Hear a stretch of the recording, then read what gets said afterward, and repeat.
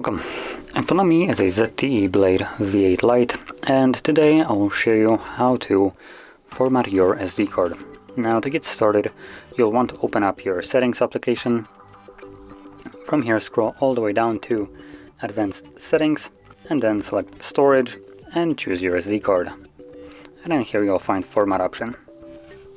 Once you tap on it, it will basically give you a message that performing this will remove all the data from the card, so if there is anything that you'd like to keep, do back it up beforehand, otherwise you lose it permanently.